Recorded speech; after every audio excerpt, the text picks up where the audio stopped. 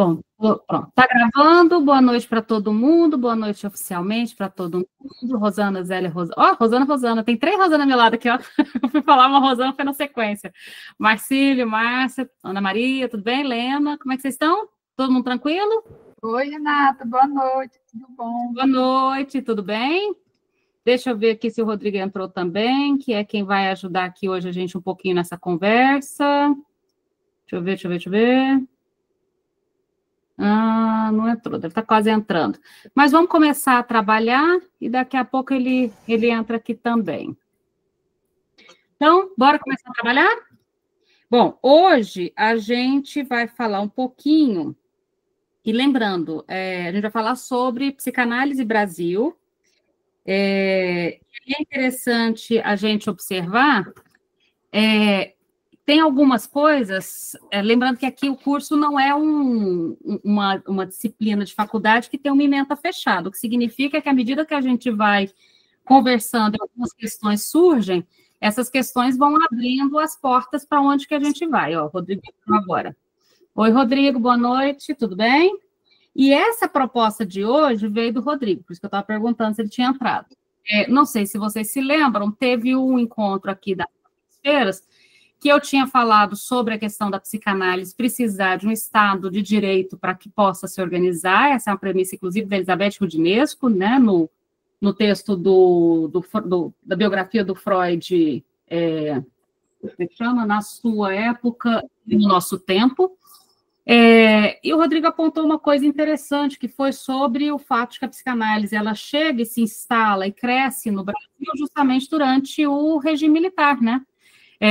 Então, tem alguma coisa que acontece na América Latina que é um pouco diferente de outros lugares. E aí, isso abriu aqui uma porta para a gente pensar.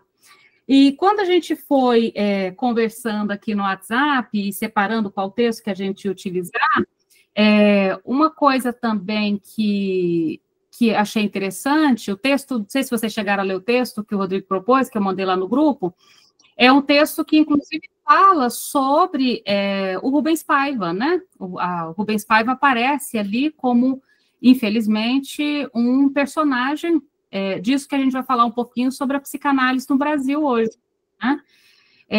Então, eu queria só fazer um certo apanhado inicial aqui para a gente poder fazer essa conversa.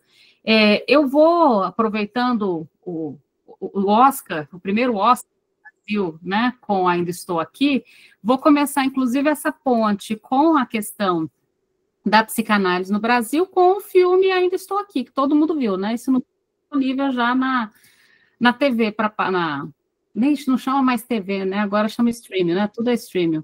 Eu continuo chamando de TV, porque eu vejo na TV, né? Então, eu continuo chamando de TV. Mas está disponível, para quem não viu.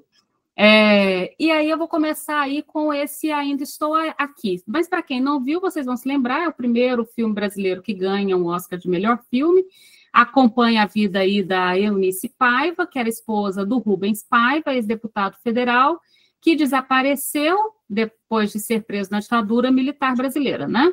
Então, o filme, então, ele revela e ele explora de um modo muito angustiante os efeitos psíquicos do desaparecimento de alguém, né?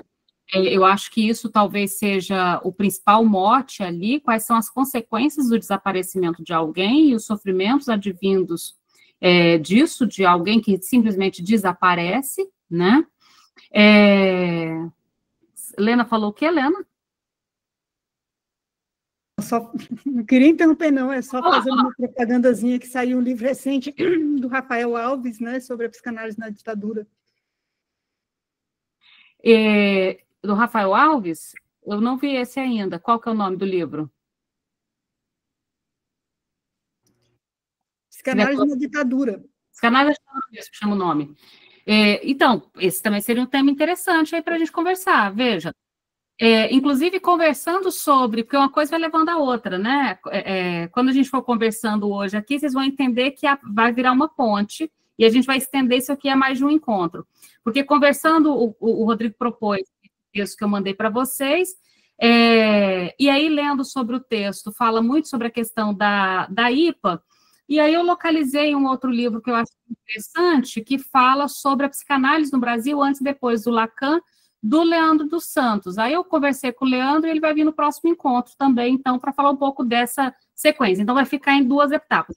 Hoje, mais até essa parte, e na outra, quarta, que vai ser depois dos feriados, né? Aí com o Leandro, ele falar um pouco desse livro. Se eu soubesse desse do Rafael, eu tinha falado com ele, Lena, porque também é um tema interessante aí para a gente ir puxando. Então, voltando à temática. Então, veja, o filme, Ainda Estou Aqui, ele trabalha justamente com essa premissa da violência psíquica, dos efeitos psíquicos do desaparecimento forçado para aqueles que ficam, né? Para a esposa, para os filhos que ficam.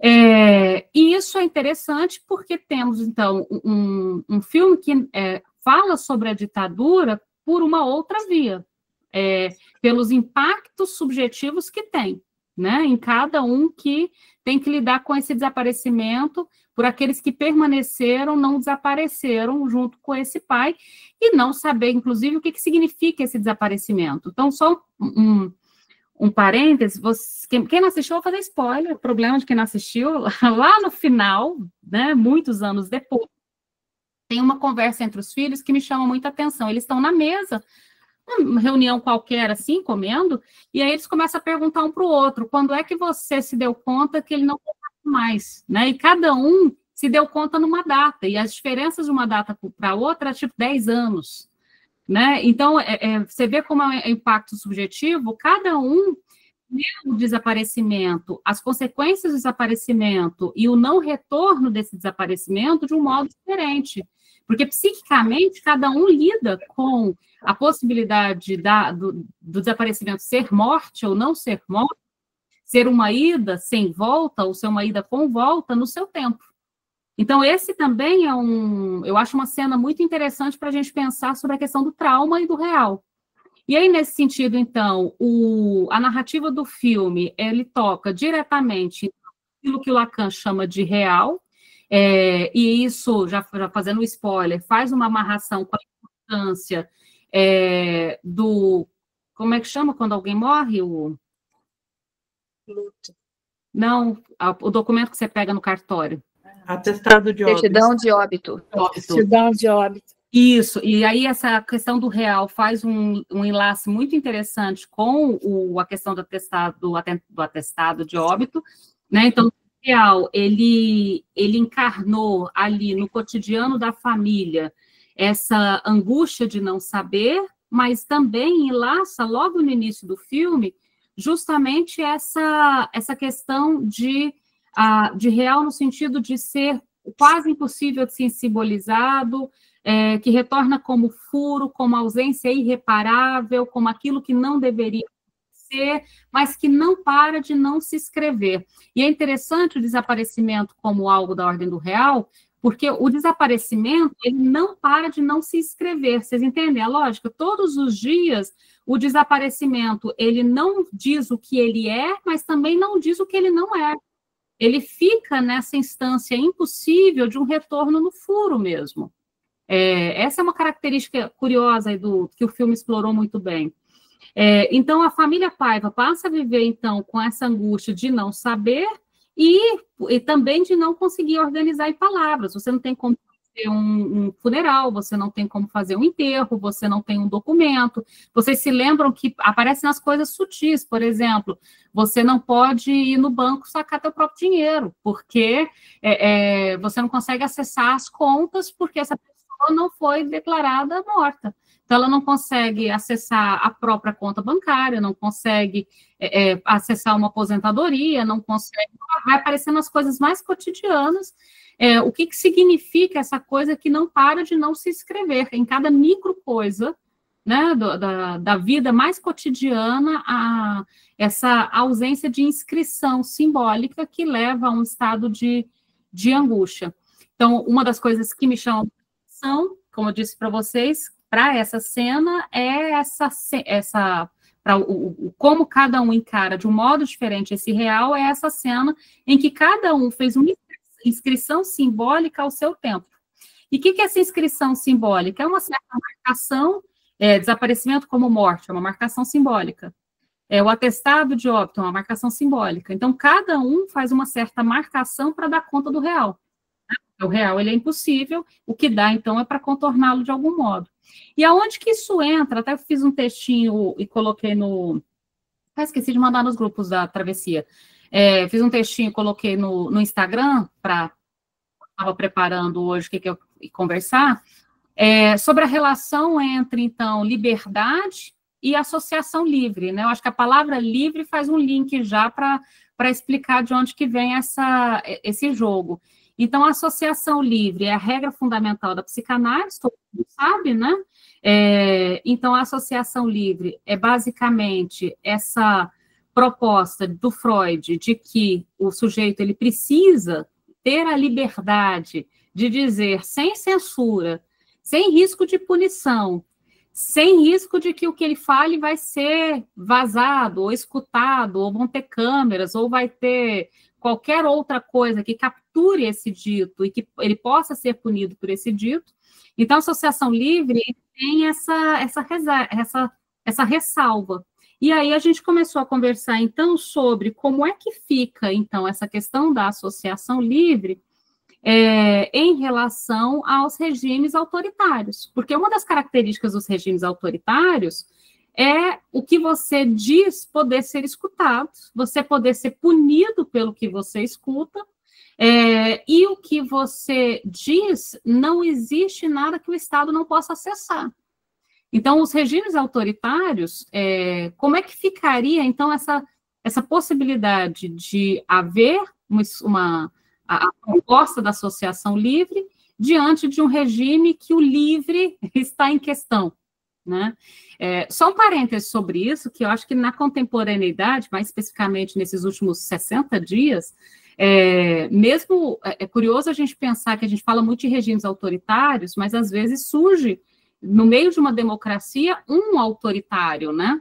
Por exemplo, você teve pesquisadores que tiveram suas pesquisas canceladas porque escreveram uma crítica ao presidente dos Estados Unidos, você teve estrangeiros que tiveram seu visto revogado porque pronunciaram determinadas opiniões. Então, como é que fica essa tal liberdade de dizer, né? De dizer num artigo, de dizer numa pesquisa, e isso já é extremamente grave. Agora, vamos para outra liberdade, dizer dentro de um consultório, né? Dizer a um analista e saber que isso que está sendo dito está sendo preservado, né? Então, como fica essa questão no Brasil, né, durante a ditadura militar? Rodrigo, você está aí já? Eu vi você entrando, mas não vi você se manifestando. Deixa eu ver.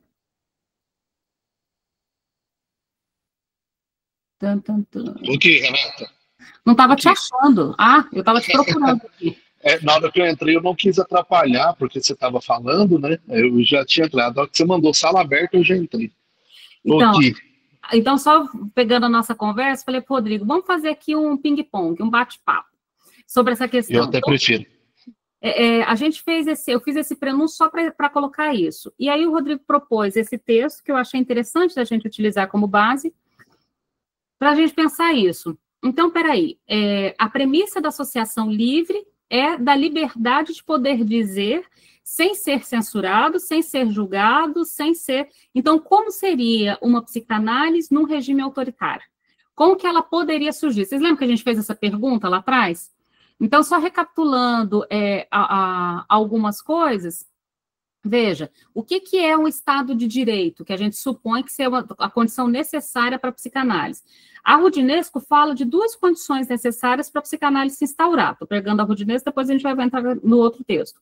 Ela fala de duas condições. Uma, a existência de um Estado de Direito, e a outra, a possibilidade de que as ciências tenham avançado para outras explicações, que não só a religião, para os sofrimentos humanos, né? Então, se você está dentro de um Estado cuja explicação para todos os fenômenos humanos seja a explicação religiosa, dificilmente você vai poder interpretar de outra forma, né? Porque a gente interpreta de outra forma, não é? A gente diz o que pode ser esse seu sofrimento. Se a única explicação para o sofrimento for algo de ordem religiosa, o dia está dizendo as possibilidades de outras interpretações do psiquismo talvez fiquem comprometidas. O que não significa que não possa haver a religião, não pode haver maciçamente, é diferente, né? Então, o que é esse Estado de Direito? O Estado de Direito, ele é o Estado que todos, inclusive o próprio Estado, e quem preside esse Estado, precisa agir conforme a lei. Então, é um Estado que não deveria haver espaço para arbitrariedade ou para vontade pessoal do governante. E eu vou falando aqui, eu só vou pensando que tá muito estranho isso essas últimas semanas, né? Mas tudo bem. E que a liberdade individual ela é garantida e ela é protegida, né? Em relação à identidade sexual, orientação sexual, em relação à escolha profissional, em relação a pensamentos políticos e assim por diante. Então, o Estado de Direito tem tudo isso. E o que isso tem a ver com a psicanálise? Veja, para a gente poder falar de um sujeito, e o sujeito ele só existe, o sujeito é efeito de linguagem, lembra disso? Então, o sujeito ele não existe parado, ele existe à medida que ele se manifesta. Eu sei sobre o sujeito quando ele fala, mesmo não verbal, que fala pela escolha de um objeto, que fala pelo uso do corpo, que fala pelo afeto que ele demonstra, e o verbal, que fala também pegando para si os significantes e ordenando de alguma forma, certo? Então, o sujeito, ele só existe enquanto ele se manifesta. Ele parou de manifestar, ele não está mais lá. Lembram disso? Igual o Manuel de Barros, ele fala, aquele poema maravilhoso, né? Do lugar onde estou, já fui embora. Ou seja, o sujeito, ele existe enquanto ele está em manifestação. Ele não está, ele não existe mais. Então, é interessante a gente poder apontar que o sujeito, então, ele só existe se ele puder se manifestar. E na psicanálise, essa manifestação inclui não ser vigiado ou punido pelo que diz. Então, a regra fundamental da psicanálise, que é a associação livre, inclui essa tal liberdade, né?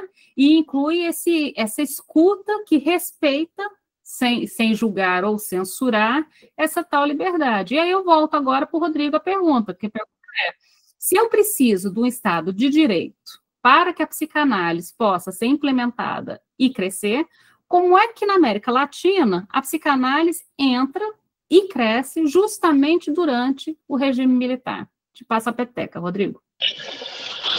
Oi, gente. Boa noite a todos os colegas aí que participam comigo aqui sobre a coordenação da Renata e do Wesley. É um prazer, né, nesses 13 anos de percurso, fazer parte desse grupo de formação contínua.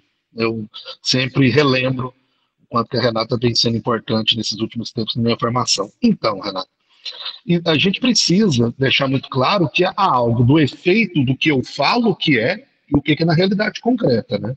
Então, assim, a gente está falando de um tipo de ciência, a própria origem da psicanálise não é democrática. A Rodinesco, ela aponta, e eu quero deixar muito claro, a Rodinesco, eu estudo Freud antes mesmo de me ver como psicanalista, porque eu sou historiador de formação, como a Elizabeth Rodinesco. E ela que um dia me apontou, nossa, dá para ser psicanalista sendo historiador. Né? E ela traz isso na biografia do Freud, mas a gente precisa entender dentro da história da psicanálise como que isso pode ser afirmado dentro de textos, mas é uma questão de realidade concreta. Né? Uma coisa que a gente pode colocar, que isso é muito importante, é que, como não, a psicanálise não vai se desenvolver em regimes autoritários, né, Renato? Se em regimes que a gente chama de democracias burguesas, nós já sofremos com recalque, o próprio processo civilizatório, né, por si, de recalque, num regime autoritário, assim ainda é.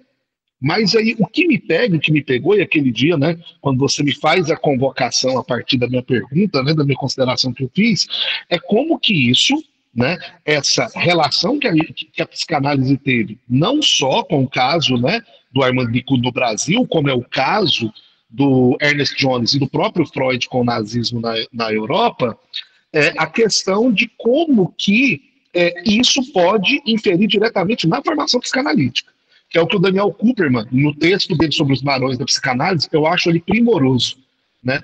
Quanto que o Daniel Kuperman ele faz um trabalho de historiador, que ele fala, gente, isso vai refletir dentro da formação de psicanalista, quando ele fala do supervisor, do Armand Bicudo, como que esse cara entrou dentro de uma escola, né? Então, assim, como que ela pode se desenvolver? Eu acho que é do próprio contexto, a própria realidade concreta recalca. Mesmo que essa pessoa não tenha sido presa e torturada, isso acaba criando um mal-estar, que esse mal-estar, ele gera sofrimento. Gerando sofrimento, gera sintomas. Gerando sintomas, chega um determinado momento, esses sintomas podem ser repetição, né? Renata, e você procurar um tratamento. Eu acho que assim, é uma resposta à própria situação posta, né? Porque uma ditadura, ela é o recalque do seu estado extremo. Eu não sei se vocês me entendem isso. Porque o recalque por si só, no próprio processo civilizatório, ele é uma condição. Em uma ditadura, ele se aprofunda. E lembrando, tá? A Helena Bressan Vieira, ela é a primeira a dizer que o Rubens Paiva foi preso, torturado e morto pela ditadura. Ela é a primeira testemunha desse caso do Rubens Paiva, né? No filme não se chama atenção para isso, uma psicanalista que foi torturada por um outro psicanalista que faz essa denúncia, né? Então, assim, não, o Rubens Paiva foi preso, torturado e morto, né? E eu acho que também isso tem muito a ver, né? Que eu acho que isso, você trouxe a possibilidade de a gente estar refletindo sobre isso, Ana. A psicanálise ter-se a ver com a sua própria história. E ela se a ver com a própria história é se a ver com a própria formação do psicanalista. E isso se reflete na clínica, né? É pelo menos a maneira com que eu vejo, né? Essas questões que vêm me tomando muito, como ali de vez em quando eu te dou uma incomodada sobre essas questões, né, que a gente tenta trabalhar. Sei, e a Lena cutuca o tempo todo também ali, né, Lena? E é interessante isso que você está apontando, veja, de fato, o sofrimento, não há dúvida de que a censura leva ao sofrimento. E uma censura grave leva provavelmente a um adoecimento ainda mais grave. Então, se teremos pessoas adoecidas no regime totalitário, não há dúvida, teremos, assim como teremos fora dele também. Mas numa lógica de maior censura, num espaço em que a sua liberdade é sequestrada, eu poderia até comparar com o sequestro, pragmaticamente falando. Quando a gente atende alguém que foi sequestrado, um ser humano que foi sequestrado, ficou em cativeiro, a gente tem notícias do quanto custa ter tido a sua liberdade cerceada, e essa ideia de que a tua vida estava na mão de alguém que decide arbitrariamente o que vai fazer com ela. Todos nós que já recebemos no consultório alguém que foi sequestrado e ficou em cativeiro, sabe muito bem o quanto é caro e o quanto psiquicamente. A pessoa fala assim, não, mas a pessoa ficou tudo bem, ela sobreviveu, não aconteceu nada, aconteceu tudo. Aconteceu tudo. Porque ali onde nada aconteceu, tudo poderia ter acontecido. Vocês entendem a coisa? Então tá, você não teve nenhum membro decepado, mas poderia. Você não foi violentado, mas poderia. Você poderia ter sido morto, mas não foi, mas poderia. Então, tudo poderia acontecer quando teu corpo fica entregue a uma situação arbitrária em que as leis gerais estão suspensas e vale uma lei arbitrária da qual não vale para todo mundo e que talvez você desconheça, que é a própria situação de sequestro. Agora, então, não é que não haja um enorme adoecimento numa situação de sequestro, pelo contrário, é um enorme adoecimento. Eu estou comparando um regime totalitário a um sequestro, só que em vez de sequestrar a gente sequestra um país inteiro, né? A gente coloca um país inteiro em sequestro, diante de uma lei arbitrária da qual eu desconheço e não sei o que eu tenho que fazer para sobreviver exatamente a ela. Mas a questão que fica é da própria prática psicanalítica, né? Como é que a própria prática psicanalítica se sustenta dentro dessa lógica arbitrária, embora, e eu penso até na clínica com crianças de novo, quando eu penso nisso, eu até coloquei uma frase, eu falei, haverá psicanálise onde houver espaço para a liberdade, mesmo que seja só uma festa. Ou seja, mesmo no sequestro, há a suposição de que o sequestro pode acabar, de que um regime autoritário pode cair, de que existe um movimento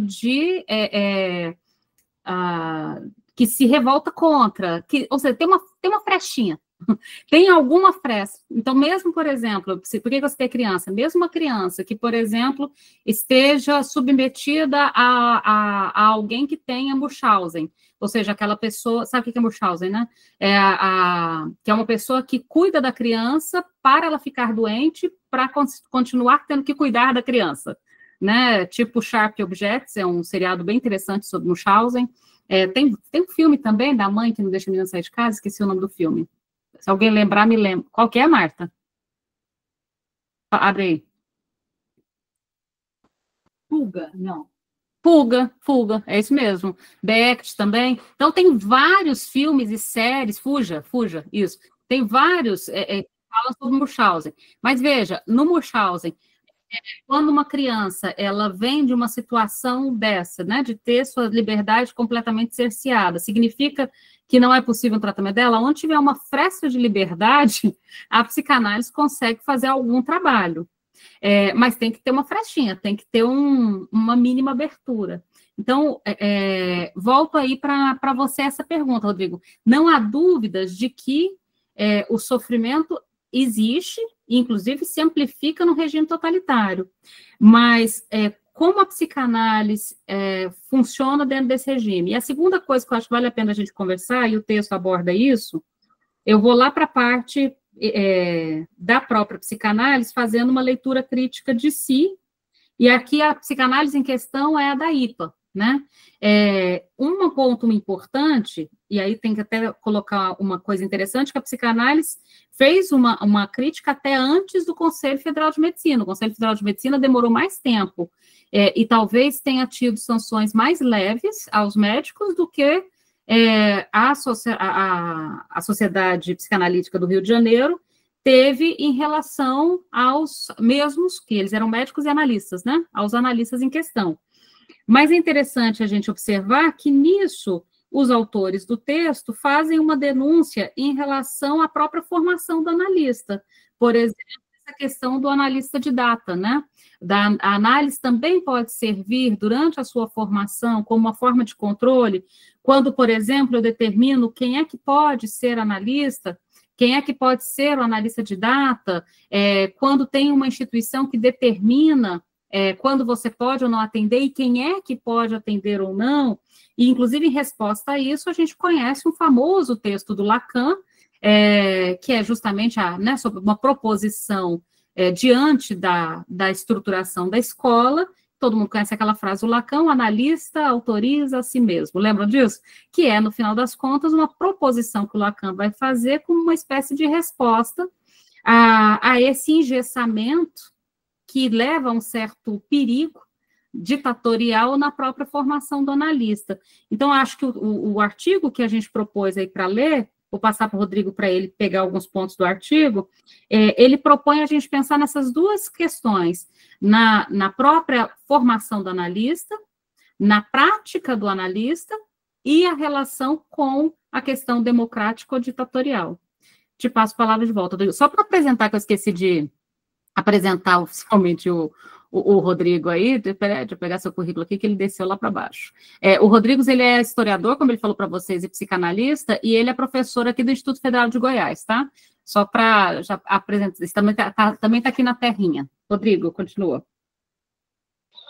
Então, Renata, tem algo que aí é importante que você colocou, né, baseado na reflexão da Rodinez, que é assim, né, a psicanálise ela funciona na democracia porque existem leis que devem ser cumpridas. Só que se a gente pegar um caso brasileiro, lembremos, a nossa ditadura ela foi toda legalizada. Os atos institucionais transformaram tortura e o cerceamento em regra. Essa era a regra. Essa era a lei conhecida. Né? Uma pessoa que vivia a ditadura, ela estava sob uma legalidade, gente. Uma pessoa que chegasse ao Brasil durante a ditadura, eles não perceberiam uma ditadura como a gente tem ela no plano imaginário. Lembremos, gente, o Congresso Nacional, durante a ditadura, ficou mais tempo aberto do que fechado. Isso é um dado histórico. Inclusive, essa galera aí da direita usa isso até como justificativa, né? Para dizer que na época da ditadura era dita branda e etc. Mas como que isso acaba chegando à psicanálise? E essa é uma tese, quando eu li esse texto, né, Os Barões da Psicanálise, com o do Daniel Kuperman, que me provocou a voltar, e eu me lembrei, né, um livro chamado Por uma História da Psicanálise Popular, gente, que ele está tratando sobre a psicanálise da Europa. Né, o Gabarron está falando sobre a Europa e dá para a gente fazer um intercalamento. O que é importante? É como esse tipo de regime ele acaba criando um tipo de formação psicanalítica. O Daniel Kuperman, ele é certeiro nisso, que um regime ditatorial, autoritário, acaba criando uma formação ditatorial e autoritária. né? Como nós estamos falando aqui, e que isso que a Renata antecipou, sobre essa questão das escolas. Quem vai atender, né? As mesmas escolas que são contra uma universidade de psicanálise, elas funcionam como academia. 4 anos, tem que se produzir, tem que chegar uma nota mínima nas matérias, tem que fazer estágio, tem que fazer isso, tem que fazer aquilo, tem que entrar dentro de toda aquela perspectiva quase que maçônica, e mais, os totens da psicanálise. Quem são esses totens da psicanálise? Esses grandes psicanalistas que não podem ser questionados em sua teoria, em suas práticas, o que eles propõem para a ciência psicanalítica, né? Então acaba que a psicanálise no Brasil encarna isso, né? Acaba se encarnando principalmente nessa psicanálise de data. O meu analista, o que ele colocou é o que eu vou levar para a minha vida. Talvez vocês possam ter percebido isso. Gente, percebam a nossa linguagem como psicanalistas, os clichês que a gente usa de linguagem. A todo momento a gente usa as palavras atravessamento, tudo é desejo, tudo está na ótica da libido, e etc. Né? E isso é uma forma de como que esses autoritarismos também são encarnados pela gente. Né? E uma outra coisa que a Renata trouxe, que para mim também é muito importante colocar nessa reflexão, é como que a Sociedade Brasileira de Psicanálise, ela reproduz no Brasil o que a sociedade mundial, o que a IPA fez com a questão do nazismo. Vale a pena lembrar, gente, pós-Segunda Guerra Mundial, a IPA ela não reintegrou nenhum dos psicanalistas, judeus e comunistas, que foram expulsos da sociedade, tanto alemã como mundial, que o Ernest Jones ele expulsou. A Sociedade Brasileira de Psicanálise, ela só é cobrada pela IPA via Argentina, porque foi feitas as cobranças, o Hélio Pellegrino cobra, a própria Helena Viana cobra, e eles literalmente, eles tentam a todo mundo, lembrando, gente, o Hélio Pellegrino, ele foi expulso da Sociedade Brasileira de Psicanálise porque ele denuncia isso. Existe entre a gente um torturador. Ele foi expulso. Por quê? É algo que é uma resistência das escolas de psicanálise, que é haver-se com a sua própria história. É se haver com a própria história, que para mim, como psicanalista, é o básico da psicanálise. Quando nós entramos num trabalho analítico, nós estamos nos havendo com a nossa própria história. Eu não sei se vocês enxergam a psicanálise dessa forma. Quando você deita ali no divã e você vai falar sobre você, você está se havendo com a sua própria história. Né? Então acaba que isso ela se desdobra na própria formação. Acaba sendo uma formação de clichês, uma formação aonde a produção de psicanálise, quando eu falo como ciência, ela fica tolhida, resistida. As polêmicas não são trazidas, não, a gente não quer polêmica. E por que não? A psicanálise acaba sendo reprodutora de uma linguagem e de práticas que sejam autoritárias. Né? Aqui eu estava vendo até comentários sobre a travessia, o Renato, não é puxando a sardinha para a gente. O pessoal estava colocando aqui, ó. E eu coloquei isso antes para você. Né? A travessia psicanalítica, ela se propõe a fazer esse tipo de debate, é algo que a gente não anda vendo muito nas escolas aí, não. Em se propor a se haver com a psicanálise como formação, a nós como formação, como essa formação como ela vem sendo feita, né?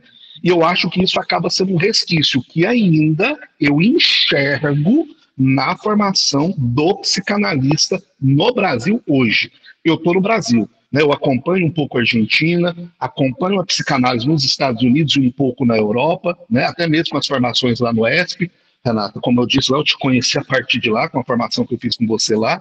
Então, assim, que a gente acaba tendo, né, psicanalistas que estão vindo da Europa e nos falam o que está acontecendo ali, é onde eu acompanho. Mas aqui no Brasil, a gente acaba percebendo isso.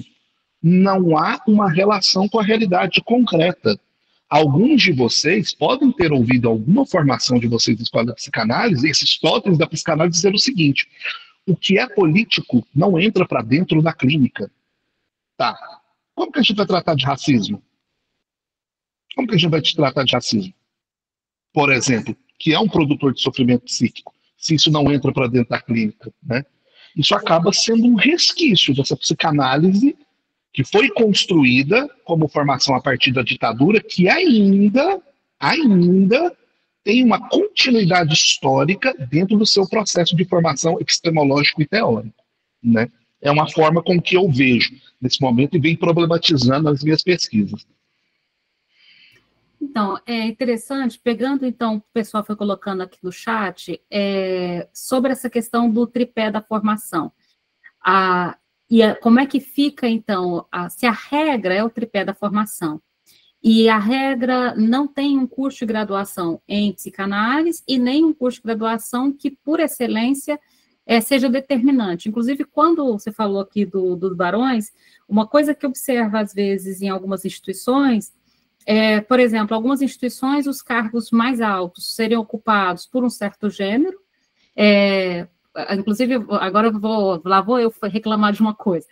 Há 20 anos atrás, há muito tempo atrás, eu fui num congresso de uma instituição e me incomodou muito que todos os nomes que estavam na mesa, como quem iria falar, eram homens.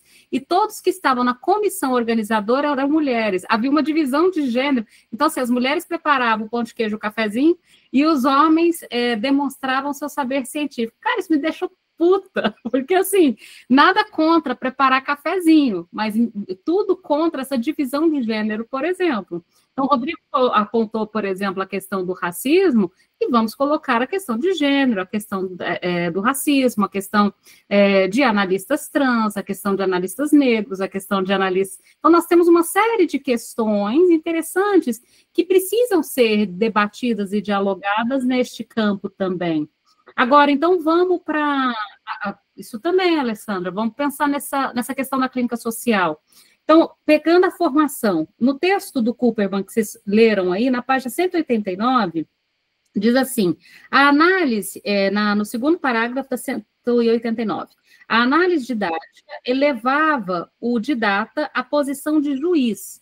Esse é um ponto importante, a de juiz, e representante autorizado da instituição, recaindo sobre o espaço analítico uma sombra de retaliação que pende a análise, inevitavelmente, para o lado da obediência, falseando a própria relação analítica. Essa frase que ele cita parte do livro do Birman. Então, o que se aponta aí, e isso talvez converse com o texto do Lacan, a proposição de 9 de outubro de 1967, né, sobre os psicanalistas da escola, sobre o modelo de formação. Desde Freud, a formação permanece sendo um tripé. Ok, análise pessoal, análise de controle e estudo teórico. Entretanto, quando você coloca a análise, o estudo teórico, ele é infinito. Isso está claro, né? Ou seja, ele só começa, mas ele nunca termina. O dia que você parar de estudar, você não é um analista mais. É necessário que você esteja estudando ininterruptamente. A formação é ininterrupta. Essa é uma base. A análise pessoal, ela não é infinita. Entretanto, eu não posso determinar qual o tamanho dela. Mas eu também não deveria determinar com quem. Então, quando a IPA diz quais são os analistas que formam analistas, aí a coisa ficou complicada, porque, veja, se a análise acontece entre o analista e o analisando, quando eu determino com quem, ou seja, determino um analista didático como sendo o único que te autoriza a vir a ser analista, a gente já foi para um lugar de obediência. E aí, como fica a relação transferencial? Como fica a associação livre? Se eu disser isso, eu não vou ganhar meu crachá de analista, né? Já pensou se eu falo desse meu desejo íntimo? Se eu falo disso que está aqui, eu não... Então, como fica a associação livre se essa análise tem como objetivo me autorizar ao exercício da profissão e não ao encontro com o meu inconsciente? Então, se a análise pessoal E por que a gente tem que primeiro passar por uma análise pessoal para depois analisar alguém? Isso está, até coloquei o abre-alas lá do livro do Conceitos Fundamentais, que é deste grupo, vocês se lembram dele? Quem não tem, eu mando de novo, mas está na descrição do nosso grupo lá do WhatsApp, tá? Então, o livro desse grupo, dos Conceitos Fundamentais, vocês vão se lembrar que o abre-alas do livro é sobre a formação. Então, a travessia é um espaço de formação continuada, a análise pessoal, ela é um dos eixos e possivelmente o mais importante, simplesmente porque eu não posso oferecer a escuta a alguém antes de escutar meu próprio inconsciente. Mas o propósito da análise pessoal, mesmo com a análise de informação, é a escuta do próprio inconsciente e não ser autorizado a vir a ser um analista. Aí temos a análise de controle, que é quando você faz esse exame minucioso, e a formação teórica, que é infinita. Aí aonde que entra essa problemática do que a gente está colocando aqui? O analista didata, ele acaba furando essa premissa. Inclusive, por isso, só para quem chegou um pouco depois, que a gente vai estender esse encontro a 2. A gente vai estar falando aqui antes de Lacan, e a gente vai falar, então, com o Leandro dos Santos, depois do Lacan. E vamos debater um pouquinho com os textos que vocês estão... Quem colocou no chat pode levantar a mão para fazer pergunta, tá? Esse livro aqui, ó, do Leandro dos Santos, tá?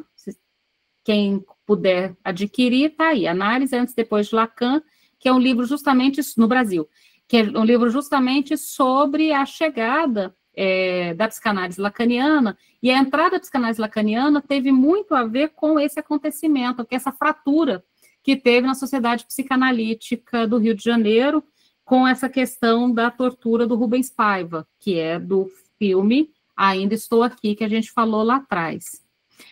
Lenda, você que também me provoca o tempo todo sobre essas questões. Rodrigo e Maria Carolina, que colocou aqui também. Vamos lá, vamos debater um pouquinho.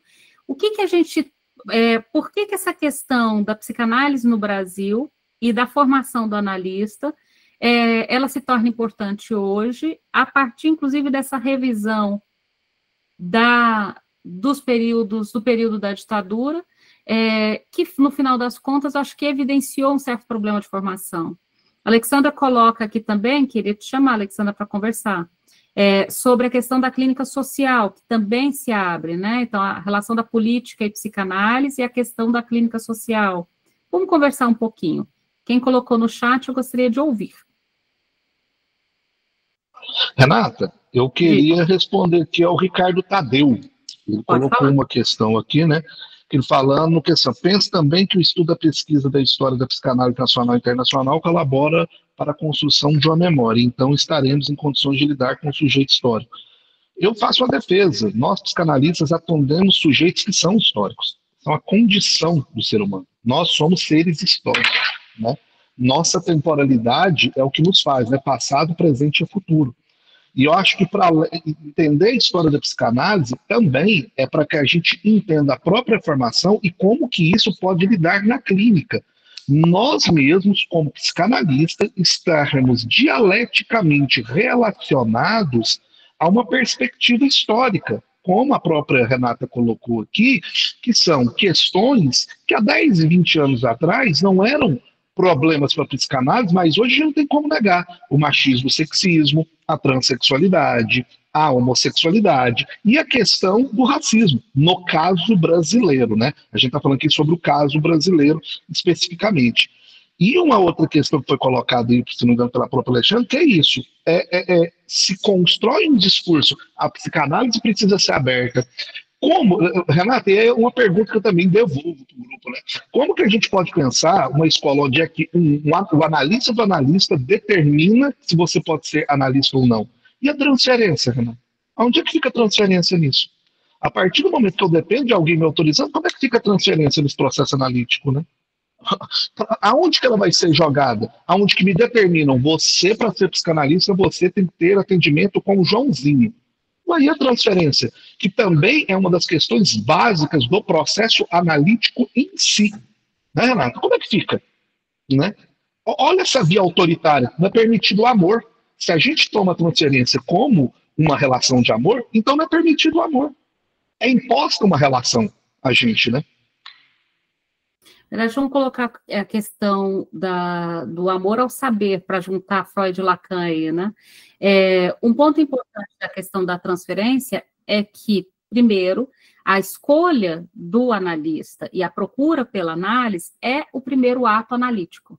quando o Lacan faz o seminário sobre o ato analítico, ele localiza inúmeros atos analíticos, além desses que vocês já conhecem todos, ato falho, acting act, postagem ao ato, mas os atos analíticos que incluem transferência, resistência, que incluem o primeiro deles, a procura pela análise.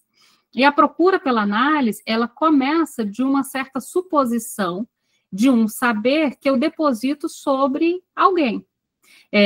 De uma certa possibilidade de depositar, de fazer uma certa aposta em alguém. E é interessante a gente observar que quando alguém troca de analista, não tomem isso necessariamente como uma crítica ao analista anterior, mas ao processo da própria análise. Vocês entendem?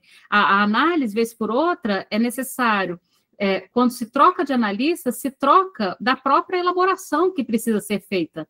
Às vezes, a procura por um outro analista é uma procura por uma certa revisão no próprio texto, que você mesmo não estava conseguindo fazer naquele encontro. Então, nem é um problema do analisando, nem do analista, uma vez que a análise acontece nesse encontro, né, nesse intervalo. Então, voltando à pergunta que você colocou, Rodrigo, veja, a ideia, uma coisa é essa, alguém manda mensagem, pergunta assim, você poderia me indicar analista? Sim, a gente manda 2, 3, 4 nomes.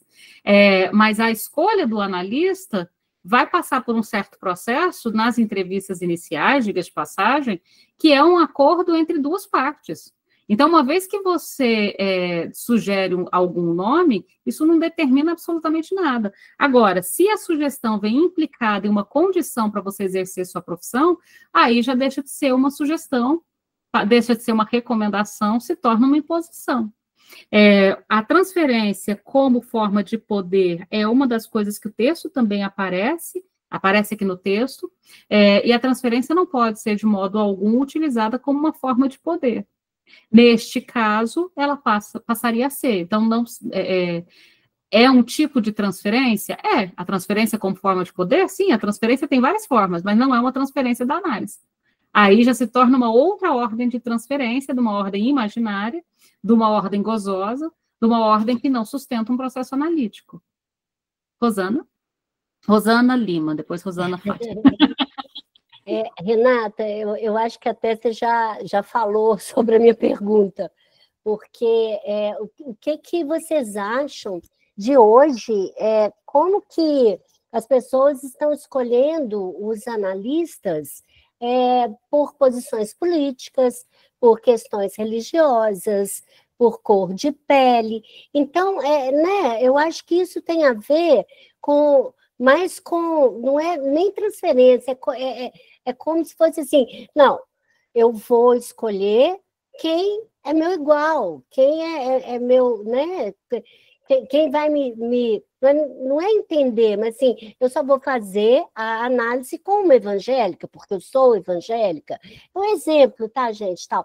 E eu fico pensando na questão da liberdade que o Rodrigo falou, a polarização que a gente vive hoje acaba cerceando todo mundo, porque as pessoas não conseguem mais se expressar, ou assim, não conseguem falar da sua posição política com liberdade, porque o outro vai agredir, e então essa agressão, essa briga, e acredito que assim, nós somos políticos, né? O ser é um ser político, não dá para desvincular isso, mas é um político não no sentido de partidário, mas no sentido que a gente precisa dessa troca, dessa, né, de nos expressar dentro da liberdade. Porque eu vejo, não vou me estender muito, mas eu estou achando assim, estranho que me chegam casos assim, de pessoas assim, você é evangélica? Não sou evangélica. Entendeu? Não, eu vou fazer com o evangélico. Vocês entenderam o exemplo que eu quero dar? Tá muito assim, começando a colocar em caixinha, sabe? Que transferência que é essa? O que o sujeito está buscando nessa questão? Que análise é essa? Como que vai fluir isso? Não é? Eu acho que você falou um bocado aí sobre isso. Então, eu acho que são coisas diferentes. Acho que cada caixinha dessa entra num buraco diferente. Na formação, por exemplo, a formação do analista é importante que ela seja laica. Então, essa relação entre algumas instituições de psicanálise e religião de qualquer ordem, isso é um problema, nesse sentido que a gente estava falando da questão dos discursos e do poder. Em relação à questão, por exemplo, de analistas, vou pegar um dos temas que a gente colocou aqui, foi, por exemplo, a questão de analistas. Tem uma professora da Federal de Tocantins, ela é psicanalista, ela é trans, e ela faz um trabalho, a Dagmar, ela faz um trabalho brilhante sobre essa questão. E tem um ponto interessante que a questão aí, às vezes, Rosana, é a suposição o receio de encontrar um analista que não consiga sustentar o seu lugar de analista diante de questões, e aí volta o problema da análise pessoal.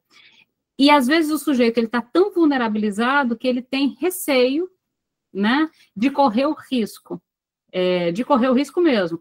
Digo isso, vou pegar o exemplo de uma mocinha trans que foi até uma analista, que se dizia analista, eu me recuso a dizer que essa pessoa é analista, e que nas entrevistas iniciais, essa pessoa que se propôs a atender diz: eu consultei os meus líderes espirituais e eles disseram que é melhor que eu não continue te atendendo. Então, veja, essa pessoa procura alguém para levar questões do teu psiquismo e encontra ali essa resposta, não consultou o supervisor, não consultou as teorias, não consultou, aí essa pessoa deveria ser caçada do planeta, porque, no final das contas, isso não é uma prática possível. Então, eu acho que a parte mais importante da gente pensar será que os analistas estão todos, de fato, preparados para receber a diversidade do discurso? E aí a minha crítica não é tanto, Rosana, a quem procura, mas aos analistas que nós estamos formando. Quem procura, eu acho que procura por trauma. Quem procura fazendo esse recorte, faz esse recorte por estar traumatizado com o que encontra, entende? E com o receio de encontrar um trauma ao invés de um tratamento. Se a gente tiver analistas, e aí, engraçado que o Rodrigo me perguntou sobre o conceito de neutralidade, percebe como esse conceito é importante, Rodrigo?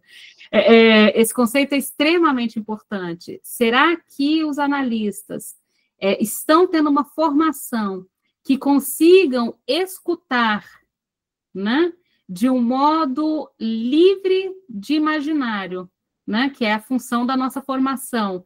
Os discursos que me chegam, todos eles. Então, Rosana, vou te apontar que a questão fundamental não é tanto de quem procura segregando, mas eu acho que é o trauma do medo do que vai encontrar ali diante, entende? Rosana, depois Rodrigo. Rodrigo, pode falar. Renata, eu só queria complementar, Rosana, só para complementar o que a Renata colocou aqui.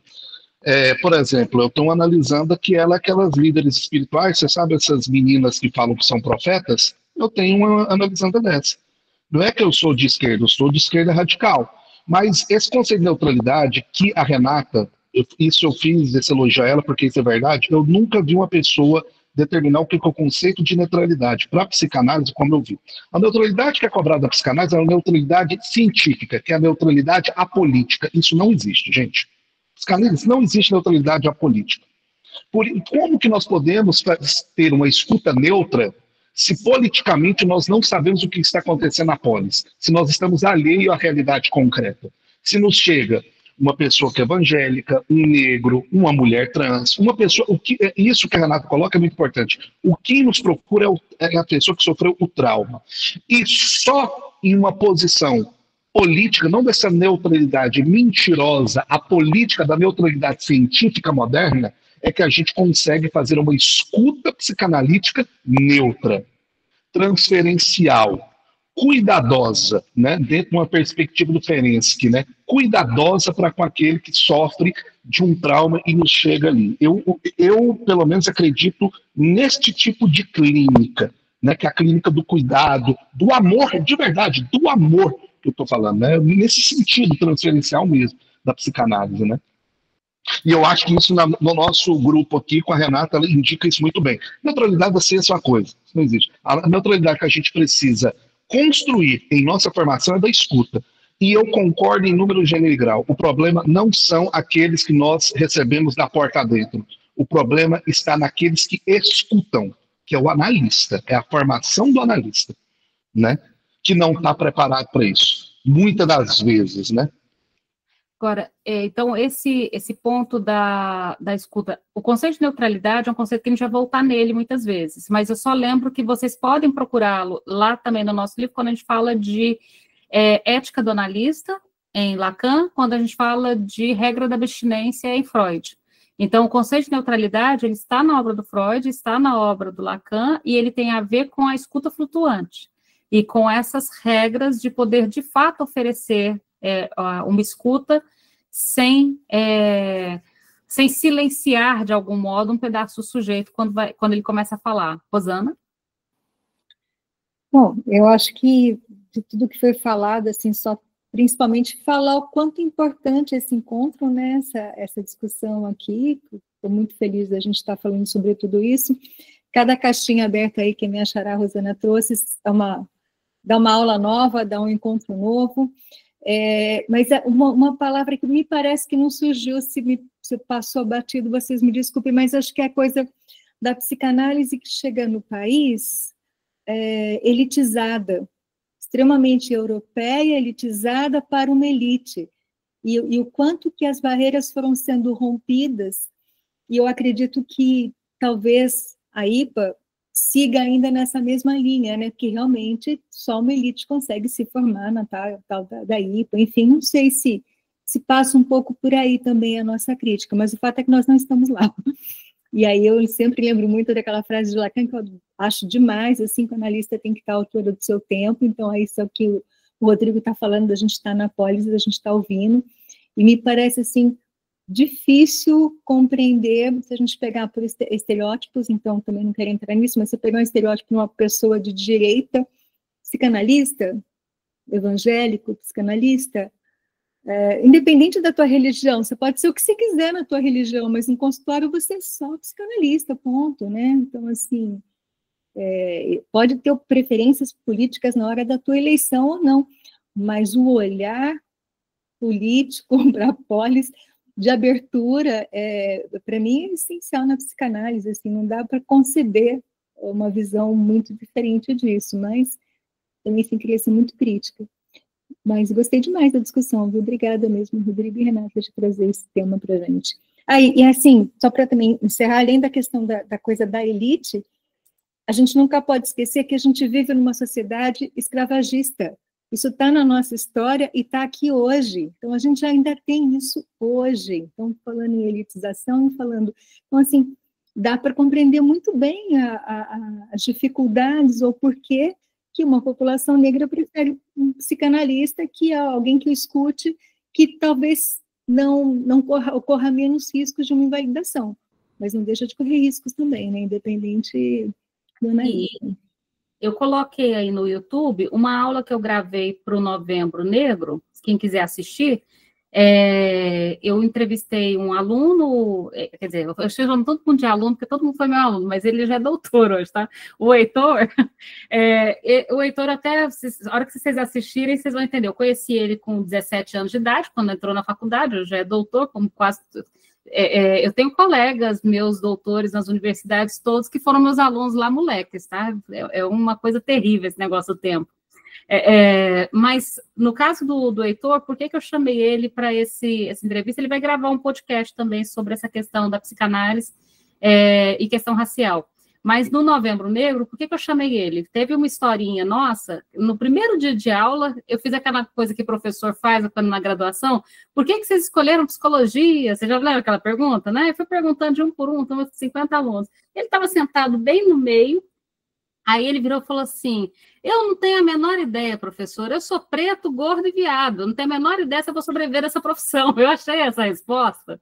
Então, e assim, um moleque de 17 anos, acabou de entrar na faculdade e hoje tem doutorado, diga de passagem, é colega hoje, né, professor também, Mas eu achei interessante essa posição que ele dá, fazendo já uma crítica à própria área. Ele olhou para o lado e falou assim, eu vejo muitas meninas, grande parte delas brancas, hoje não tanto, mas naquela época era um pouco mais, e eu não sei se esse campo terá espaço para mim.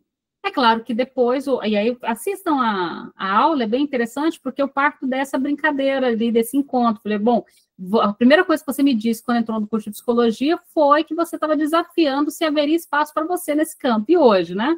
Hoje tem, né? Então, acho que é uma conversa interessante, mas a ideia não é recuar diante de questões polêmicas. A ideia é adentrar nessas questões polêmicas. Quando? Dentro do consultório, só se for um ponto de partida do paciente. Agora, na formação teórica, igual a gente está aqui, sim. Vocês entendem a diferença? Na formação teórica, que é o que a gente está fazendo nesse momento, é neste momento em que a gente vai discutir questões polêmicas, temas difíceis, aquilo que tem a ver com a formação, além dos conceitos e do próprio exercício profissional. Na prática clínica, a posição do analista é um lugar, né, que você trabalha com os textos que chegam do analisando, mas a gente retoma nesse ponto. Rodrigo? Eu só queria complementar a questão da Rosana quando ela fala sobre a questão racial, e isso fica muito para você ver como é que a história chega na clínica. Né? Quantas vezes você ouve falar do Juliano Moreira como o cara que usa os conceitos da psicanálise para falar de sanitarismo, lá no final do século XIX, início do XX, ele é só o psiquiatra que cuidou do Lima Barreto. Ele é o primeiro a usar a panaceia dos conceitos da psicanálise para tentar, de alguma maneira, ali, defender alguma coisa. Da Virgínia Bicudo, né? Como, né, a primeira analista brasileira, né, não médica. A nossa primeira psicanalista formada, tudo bem que ela estava com a Heine Koch, né, que é a psicanalista judia, que abriu o primeiro consultório do Brasil, mas ela é a primeira. A própria Heine fala, você deveria atender. Ela que fala, você... Inclusive vai ser o filme dela, né, gente? O filme dela vai sair. Uma provocação que o Ricardo colocou aqui, que é também algo que eu vejo muito pouco, e é pela primeira vez de novo, eu vejo isso muito na travessia, que é a questão básica da psicanálise. Psicanalista só lê psicanalistas. Psicanalista tem uma resistência muito grande com outras áreas do conhecimento.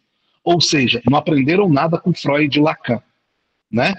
Freud, para construir a psicanálise, ele se aportou de todo aquele arcabouço teórico e epistemológico de várias ciências que existiam no tempo dele. Lacan, sem o conceito de desejo de Hegel e sem a questão da estrutura de linguagem criada por um cara chamado Lévi-Strauss, e aí eu coloco até algo a mais, né, Renato? Não sei se vai ser uma provocação. Sem o Brasil, não haveria a ideia que o inconsciente é estruturado como linguagem, porque vale a pena lembrar que os estudos do Lévi-Strauss sobre estrutura de linguagem foi feita no Brasil, quando ele ajuda a fundar a USP. Lembre-se, Lévi-Strauss ele fazia parte da missão francesa que ganhou o direito de construir a USP. Lévi-Strauss, Renan Bordel e outros, né? Sem o inconsciente selvagem, etc., a gente não teria o básico que o Lacan fez. E você vê psicanalista só sentando psicanalista. E o Ricardo colocou uma coisa fantástica. A nossa escuta neutra com psicanalistas, sem perpassar um estudo profundo, porque esses dois também estudaram profundamente as outras áreas da ciência, a nossa escuta ela não fica afiada. Ela não é uma escuta cuidadosa do sofrimento dos nossos pacientes. Né?